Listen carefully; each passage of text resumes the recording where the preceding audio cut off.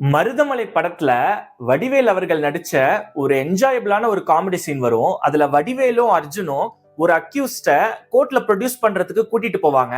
அப்ப அந்த அக்யூஸ்ட் பயங்கரமா அழுவாரு. இந்த மாதிரி எங்க அம்மாவை பார்க்க முடியாம போயிடுமோன்னு தெரியல, ஜெயிலுக்கு போறதுக்கு முன்னாடி எங்க அம்மா ஒரு தடவை பார்த்துட்டு என்ன கூட்டு போயிடுங்களே அப்படின்னு அழுவாரு.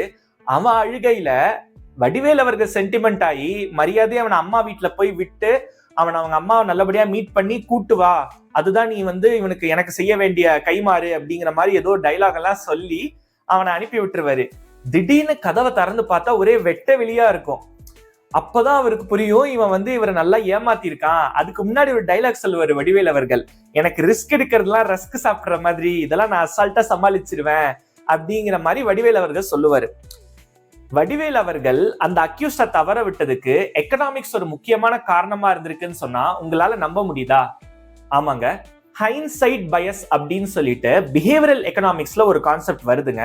அது என்ன சொல்லுது அப்படின்னா, ஹியூமன் பீயிங்ஸ், அதாவது மனிதர்களாகிய நாம, அதாவது ஃபியூச்சர்ல நடக்கக்கூடியதை ப்ரெடிக்ட் பண்ணி கணிச்சு நம்ம சூப்பரா சொல்லுவோம் அப்படின்னு நம்மளை பத்தி நம்மளே ஒரு மிகை மதிப்பீடு வச்சிருப்போம். ஓவரா நம்ம பில்டப் பண்ணிருப்போம். அப்போ அது நம்ம கம்ப்ளீட்டா பொய்யாக்குற மாதிரி ஃபியூச்சர்ல நிறைய விஷயம் நடக்கும்.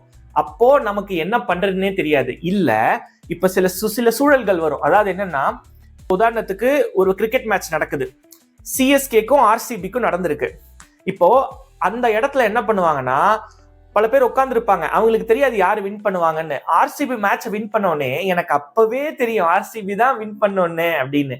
இது மேட்ச் முடிச்சுட்டு சொல்லுவாங்க. சோ இதெல்லாம் எதனால வருது அப்படின்னு பாத்தீங்கன்னா, இந்த ஹைண்ட்சைட் பயஸ் தான். இப்படிப்பட்ட ஒரு ஹைண்ட்சைட் பயஸ் தான் வடிவேல் அவர்களுக்கு மிகப்பெரிய பனிஷ்மெண்ட்டை கொடுத்துச்சுன்னே சொல்லலாம்.